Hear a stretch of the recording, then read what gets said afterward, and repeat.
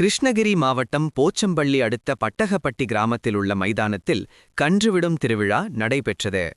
கிராமங்களில் எருதுவிடும் விழா நடைபெறும் நிலையில் இக்கிராமத்தில் வருடா வருடம் கன்றுவிடும் திருவிழா நடைபெறுவது வழக்கம்.